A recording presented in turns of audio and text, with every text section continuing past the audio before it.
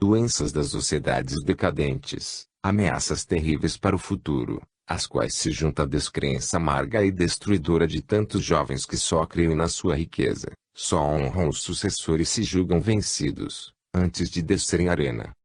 Observamos que nosso país não fornece mais muitas almas varonis, para disputa com as outras nações nos caminhos e labores do mundo. Lamentamos não mais surgirem homens de iniciativa, capazes de aumentar o poder de brilho e o prestígio da França. De onde vem isso? Muito simplesmente, do que nosso ensino não consegue mais produzir. Para formar almas novas e fortes, precisamos de métodos e princípios novos. Precisamos preparar os espíritos para as necessidades da vida presente e das vidas ulteriores. Precisamos ensinar o ser humano a se conhecer, a desenvolver, em vista de seus fins, as forças latentes que neles dormitam. O que o ensino clássico, em todos os seus graus, não pode dar, o ensino religioso será capaz de fornecê-lo. Seria ilusão acreditar nisso. As próprias igrejas estão atingidas por uma profunda crise. Na Igreja Católica, não é somente de fora que surgem os ataques, é no próprio seio do santuário que se avoluma um esforço dissolvente. A velha fé está abalada e os dogmas vacilam em suas bases. Um vento de independência sopra no meio do clero. Numerosos padres, não podendo mais ensinar o que sua razão reprova, abandonam o sacerdócio e desertam da igreja. Os religiosos veem enfraquecer, cada dia, seu império sobre as almas. O número se reduz, cada vez mais, dos que acreditam, sinceramente, no pecado original, na redenção, bem como nas penas eternas ou na salvação pela graça. Se, como o senhor disse, senhor presidente, se a ciência conduz a ideia religiosa, ela não conduz a religião sob suas formas atuais. A religião, para se tornar viva, deve sair de sua imobilidade secular, aprender a evoluir, a se elevar rumo a uma compreensão mais alta do ser infinito, eterno e de sua obra. Se o ensino clássico, se as velhas crenças não bastam mais para as necessidades de nosso tempo, onde buscaremos essa concepção espiritualista da vida e do destino, baseada na razão e na justiça, que nenhuma sociedade saberia recusar, já que ela é o sustento e a consolação suprema, nas horas de provas, a fonte das másculas virtudes e das altas inspirações. Hoje não nos poderíamos contentar com puras especulações metafísicas. Para as exigências modernas é preciso oferecer uma doutrina apoiada em provas sensíveis, em fatos de observação e de experimentação. Mas, onde estará a doutrina espiritualista que poderá reunir tais condições? Aqui, senhor presidente, meu dever é de lhe dizer bem alto o que muitos pensam bem baixo e atrair sua atenção para o desenvolvimento que tomaram, em nossos dias, as ciências psíquicas. Elas constituem, em seu conjunto, o que se denomina espiritualismo moderno e suas deduções filosóficas repousam em inúmeros fenômenos, renovados, incessantemente.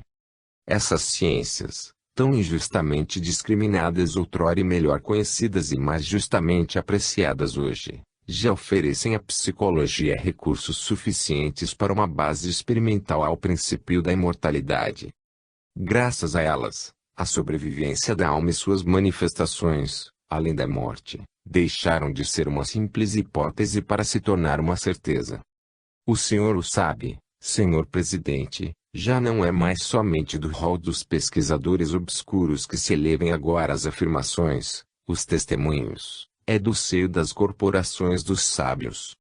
São doutos membros das faculdades, homens que ocupam altos postos no mundo científico, que atestam, em todos os países, a realidade das comunicações com o além. Enumeramos, entre os mais conhecidos, W. Crookes, Russell Wallace, Olodji, Aksakoff, o Coronel de Rochas, o Dr. Paul Giblier, o Professor Charles Richet, etc. Um fato considerável se destaca dos obtidos há 50 anos, a coexistência de duas humanidades, uma visível e da qual fazemos parte e a outra, invisível aos nossos sentidos, que se renovam ambas por permanentes trocas, por meio do nascimento e da morte. Essas humanidades se penetram, se influenciam e evoluem para fins comuns. Entre elas, uma comunhão cada vez mais estreita se estabelece e daí nos resultam, de todos os pontos do mundo, ensinamentos que se harmonizam e constituem um controle universal. Pouco a pouco, a vida futura se desvenda com o conjunto imponente das leis que a regem, leis de progresso e de eterna justiça, como o Senhor tão eloquentemente o afirmou. Sabemos que o ser se encontra, além da morte, em sua plena consciência e inteira responsabilidade, com todas as conquistas intelectuais e morais, acumuladas na sucessão das vidas que percorreu. Sabemos que toda alma deve sofrer, em cada retorno à carne, as consequências de seu passado, o que faz do destino, feliz ou infeliz, uma simples lei de causa e efeito e que nós mesmos construímos, através do tempo, nossa personalidade em processo de ascensão. Artífice de seu próprio futuro, o homem prossegue sua evolução por meio de numerosas existências, na superfície dos mundos, elevando-se, gradualmente, para um infinito de grandeza, de poder e de beleza. E nosso dever chamar sua atenção sobre a utilidade que haveria em se aproveitar tais elementos para a educação nacional, a fim de conseguir para nossos filhos um conhecimento mais preciso das leis da vida, de lhes inspirar mais confiança no destino, de melhor amá-los para as lutas morais e a conquista do futuro. Enquanto as universidades ensinam cada dia sistemas filosóficos mais ou menos hipotéticos, engendrados pelo pensamento do homem, poderíamos considerar como desprezíveis os ensinos dados pelas altas inteligências do espaço? Mesmo quando espíritos tímidos achassem que deveriam ficar alheios a essas revelações, não é menos evidente que a lei das vidas sucessivas, através das quais cada um de nós prossegue, nas mais variadas situações, os estudos, os trabalhos e os sofrimentos, em sua própria educação, essa lei fica sendo a única explicação das diversidades das infinitas aptidões, dos caracteres e das condições que diversificam os homens. E, ao mesmo tempo, o retorno às nossas verdadeiras tradições étnicas, às crenças filosóficas da Gália, o retorno ao gênio céltico, que é o puro e claro gênio da França. Compete-lhe, senhor presidente, em sua alta sabedoria, regenerar o ensino universitário por essa noção das existências sucessivas da alma, através das quais o progresso prossegue e a justiça se realiza. Provocando, no começo do século XX, essa renovação necessária, o Senhor facilitará a obra de paz e de harmonia social empreendida sob a égide da República. O Senhor bem o sabe, não há progresso social sem progresso individual e o mais poderoso fator do progresso é a educação. Ela contém, de forma latente, o futuro.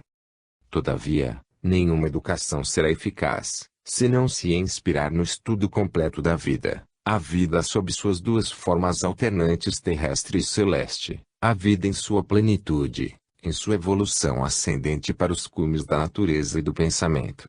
Queira aceitar, senhor presidente, a expressão de meus sentimentos respeitosos. Assinado, Leon Denis. Em 1928, o Espiritismo está mais divulgado que em 1903. Portanto, talvez seja possível obter-se do governo uma transformação dos métodos oficiais de ensino. Entretanto, os espíritas têm o dever de realizar, a esse propósito, campanhas enérgicas. Fazendo-as, seguirão, estritamente o exemplo que lhes deu Leon Denis. Deve-se acreditar, com Lucien Graux, que ministros e homens políticos célebres creem na realidade do espiritismo, declarando-se continuadores e afirmam publicamente o contrário. Contudo, a carta endereçada por Leon Denis ao presidente Combes não surtiu efeito e isso prova a necessidade de preparar o futuro. Se quisermos, escreve ele, entrever pelo pensamento o futuro reservado ao espiritismo, representemos um instante as gerações futuras livres das superstições clericais e dos preconceitos universitários, elevadas pelo espiritualismo científico e filosófico até a comunhão com o invisível, conversando com os habitantes do além, dirigindo suas vidas, conforme os conselhos de seus preceptores de além-túmulo, obedecendo, como os profetas de Israel, aos impulsos superiores. Uma tal sociedade não seria o povo de eleitos que o Cristo veio evangelizar? A união de um tal povo à humanidade invisível seria comparável à escada de Jacá pela qual os espíritos descem até os homens e os homens sobem até Deus, numa ascensão de glória, virtude e luz. Para nos dar conta do valor real do Espiritismo, considerado do ponto de vista de sua influência sobre o povo, não é inútil se lembre que, já em 31 de março de 1886, Michel, operário, dizia, diante do túmulo de Allan Kardec, em nome do Grupo Operário Espírita de Saint-Antoine: eu, operário, em razão da felicidade que tenho sentido, desde que esse caro mestre me esclareceu, com conhecimento de mim mesmo, que não vacilo em vir fazer um apelo, publicamente, a meus irmãos, operários como eu, para que bebam na fonte da felicidade, onde tantas vezes matei minha sede. Venham, amigos, venham respirar esse doce perfume que denominamos de verdade, felicidade da alma. Venham, vocês que, como eu, estão curvados pelo peso das provações, que serão aliviadas pelo conhecimento da doutrina espírita, que ensinamos a todos os homens de boa vontade. Vocês verão que o Espiritismo é o anjo consolador de todas as dores, de todas as penas e de todos os sofrimentos e que, bem praticado, curaria as chagas sociais. Nele vocês encontrarão, enfim, a aplicação dessa grande divisa: liberdade, igualdade, fraternidade. Liberdade, pelo livre-arbítrio que temos de adiantar ou de atrasar nosso avanço para Deus. Igualdade, todos os sofrimentos materiais sofridos, divididos por todos os habitantes do planeta. Fraternidade, amor, proteção, alívio para todos os seus semelhantes. Caros amigos, quando praticarmos, realmente, esses grandes princípios, chegar à idade de ouro, a verdadeira República de Deus, um por todos e todos por um. Sempre a vocês, irmãos de labor, não cessarei de lhes pedir. Eu lhes direi, pois, ainda uma vez, que, se quiserem sua emancipação, venham até nós. Se quiserem respirar a liberdade a plenos pulmões, ponham em prática nossas máximas e verso por vocês mesmos que o Espiritismo é chamado para proceder a uma grande revolução moral, por toda a terra e, notadamente, em nossa sociedade francesa, nação que está sempre à frente, quando se trata de progresso e de bem-estar dos povos. Em O Problema do Ser e do Destino, Leon Denis fala frequentemente sobre a importância do Espiritismo na vida social. Citarei apenas uma passagem que mostra bem que o patriarca do Espiritismo não negligenciava de dar atenção aos problemas políticos. Sendo uma sociedade, escreve ele, o resultado das forças individuais, boas ou más, para melhorar a forma dessa sociedade é preciso agir, de início, sobre a inteligência e sobre a consciência dos indivíduos. Todavia, para a democracia socialista, o homem interior, o homem da consciência individual não existe, a coletividade o absorve por inteiro. Os princípios que ela adota não são mais do que uma negação de qualquer filosofia elevada ou causa superior. Só se sonha em conseguirem direitos, entretanto, o gozo dos direitos não é possível sem a prática dos deveres. O direito sem o dever, que o limita e o corrige, só engendrará novos atritos e novos sofrimentos.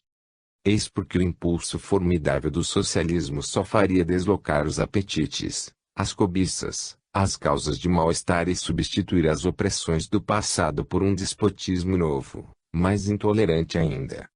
Assim, podemos medir a extensão dos desastres causados pelas doutrinas negativistas. O determinismo, o materialismo, negando a liberdade humana e a responsabilidade, destrói as próprias bases da ética universal. O mundo moral é apenas um anexo da fisiologia, isto é, a manifestação da força cega e irresponsável. Os espíritos de elite professam o niilismo metafísico e a massa humana, o povo, sem crenças, sem princípios fixos, está entregue a homens que exploram suas paixões e especulam sobre suas cobiças. E preciso, pois, fazer grandes esforços para divulgar o espiritismo no povo e criar um movimento em favor de nossa doutrina. Graças a seus métodos simples da experimentação, graças às provas extraordinárias de identificação, dadas tão frequentemente pelos espíritos, a propaganda de nossas ideias é hoje fácil. Pouco a pouco, o espiritismo se expandirá bastante. Ora, o povo faz a opinião pública e como a opinião pública se impõe geralmente ao governo, podemos ter confiança no futuro. Graças ao espiritismo, haverá menos egoístas, os operários e os patrões compreenderão a necessidade de colaborarem, de se prestarem favores uns aos outros. O encorajamento ao trabalho, a participação nos benefícios de todos os que ajudaram em sua criação se tornará então, facilmente, uma realidade. Aí está o único meio prático da pacificação social.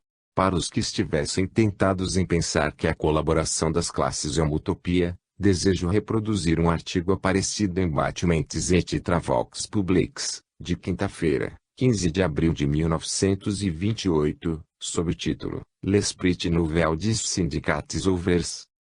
O sucesso da conferência, recentemente realizada em Londres, entre os chefes das mais poderosas organizações patronais britânicas e os representantes dos trade unions para garantir, o quanto possível, a paz industrial, parece demonstrar, contrariamente às previsões de alguns patrões, que os dirigentes dos sindicatos operários se afastam, pouco a pouco, das soluções violentas, não levando em conta somente as contingências econômicas para chegar a concepções muito mais racionais e que, em todo caso, merecem ser discutidas. A Revue Suisse aí vê o começo de um novo espírito nos meios proletários.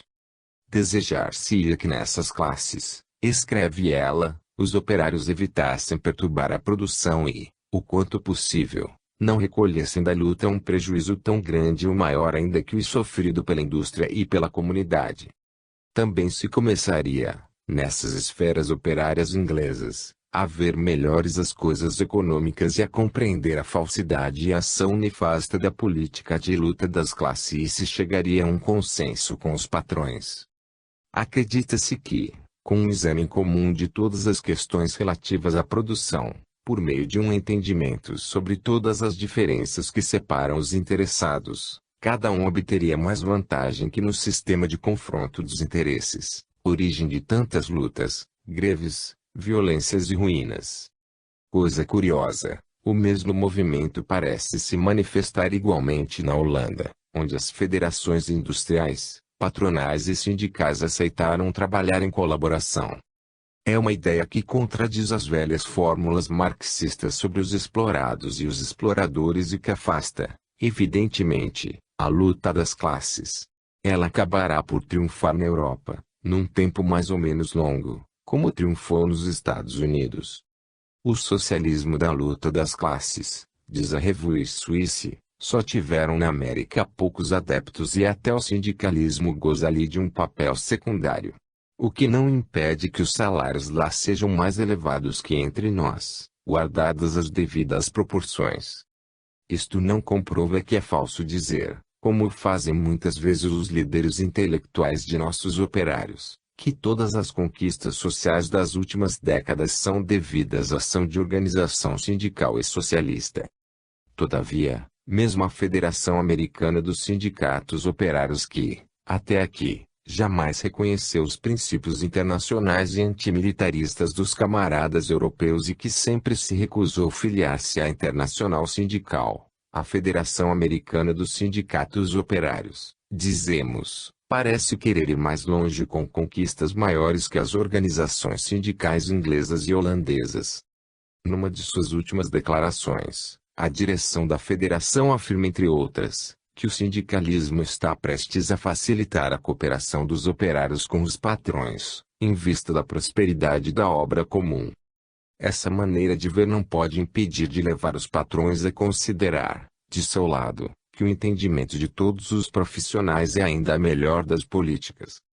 Eles assinarão, quanto mais voluntariamente possível, todas as medidas de proteção aos trabalhadores, e não se ofenderão mais com adversários intransigentes, sustentando propostas inaceitáveis. A Federação Americana, aliás, repudia fortemente o espírito combativo dos antigos sindicatos e proclama que se deve tudo sacrificar pelo espírito de paz e de cooperação. A questão é saber, acrescenta nossa amiga, se os sindicatos suíços e seus chefes compreenderão o sentido e o valor dessas mudanças de direção das organizações operárias, nos mais avançados e mais industrializados países do mundo. Pode-se pedir o mesmo aos sindicalistas franceses. Tenhamos, pois, confiança no futuro e não cessemos nossa propaganda. Quando a maioria dos homens conhecer e praticar o espiritismo, a fraternidade e a solidariedade unirão, realmente, todos os homens. Capítulo 14. Sigamos o exemplo de Leon Denis. Estudando a obra de Leon Denis, mostrei muitas vezes que o patriarca do espiritismo foi um magnífico exemplo de unidade de ação e de pensamento. Ele foi, igualmente, um modelo de desprendimento, de bondade e ardor ao trabalho. Segundo Marcel Bucard, é preciso citar, entre as qualidades dominantes de Joana d'Arc, o fato de que ela era inspirada por Deus e não estava à busca de glórias. Ela era, escreve ele, pura de sentimentos, pura de intenções. Essa pureza infinita se manifestava em todos os atos de sua vida. A Virgem é a santa da honestidade. O homem que tem fé em Deus, ou o amor sagrado pela terra natal, ou a paixão por um ideal de dever e de justiça, ou a confiança em si mesmo, todas as formas da fé, pode estar certo de chegar ao belo sentido da palavra. Um chefe deve ter fé, mas não qualquer fé. É o que explica por que os líderes como Joana d'Arc são muito raros. Joana, afinal, não era para atração de ganhos. Ela só conhecia o dinheiro pelo bem que pudesse fazer e desprezava as moedas procuradas para as trocas sujas. Ela amava o capital inteligência, coração e abnegação do qual sabia tirar para si e para os outros, os benefícios mais proveitosos para a comunidade. Virgem, tendo a fé, sabendo se sacrificar, a Virgem é a melhor amiga do povo. Tais palavras não se poderiam aplicar igualmente a Leon Denis, que foi inspirado pelos invisíveis e que, no início de sua carreira de escritor, afirmava seu desejo de escrever para o bem do povo. A apreciação de Marcel Bucard não parece ter sido escrita em intenção ao patriarca do espiritismo, que sempre empregou seu dinheiro para cumprir seu apostolado. Tinha uma pequena mediunidade de escritor, mais intuitiva que mecânica, disse Claire Bamard que, durante muitos anos, viveu perto do mestre e foi unicamente sua secretária. Em La Vie d'Outre Tombe, revista espírita belga, ela deu, em junho de 1927, algumas notas sobre Leon Denis íntimo. Leon Denis, escrevia ela, era um gigante do pensamento. Seu cérebro estava em constante ignição e, sem vezes preparava suas obras para realizar a tarefa. Em sua vida, não conheceu o tédio, nem a ociosidade. Aliás, seus amigos invisíveis não lhe deixavam tempo e seu guia lhe repetia sempre: deves trabalhar ainda por muito tempo, mas, respondia o velho mestre, estou muito velho para dar conta de tanto trabalho. Essa cena, a que assistimos numa reunião, pareceu-nos plena de grandiosidade. Ele invocava os velhos profetas judeus, suplicando a Deus para se lembrar deles, pois, sua tarefa era bem dura e que eles estavam cansados. Todavia, Jeová não atende. Caminhem, ainda, caminhem sempre, lhe respondia ele. Vá enfrentar os reis de Israel, falsos e cruéis. Vá ameaçar com minha cólera, o povo que te apedrejará. E o autor, com o prestigioso talento de prosador, pelo que mereceu ser chamado o grande lírico do espiritismo, trabalhou até no final da vida. O trabalho. Eis o melhor meio para se lutar contra a neurastenia. Lendo essas linhas, eu me lembro do tempo em que levava a vida mundana dos ociosos inúteis. Lembro-me como as horas pareciam longas. Recordo dos momentos de tédio e tristeza. Depois que, graças ao espiritismo, eu conheci o meio de ser feliz, e que aceitei, como tarefa, um trabalho incansável, estou constantemente aflito por não dispor de mais tempo. Estudem Leon Denis, por ele, saberão, exatamente, o que é a morte e isso lhes permitirá viver de forma bem diferente. Numa peça de Romain Rolland, intitulada Do Jeu de Amor et de la Morte, representada no Odéon, um proscrito, Valet, é retido em Paris, durante o terror, porque ele ama profundamente Sophie Courvoisier, a mulher do grande sábio que tem o favor da comissão. Entretanto, por várias imprudências, feitas por Jérôme Courvoisier, este está a ponto de ser guilhotinado. Deram-lhe um salvo-conduto para sua mulher e para ele. Ora, esse homem idoso cometeu a falta bem humana de se casar com uma jovem mulher que lhe adora e a qual não pode dar todas as satisfações às quais sua juventude tem direito. No momento em que lhe trazem o salvo-conduto, ele sabe que seu amigo Valet ainda não é o amante de sua esposa, mas a ama e ela lhe corresponde.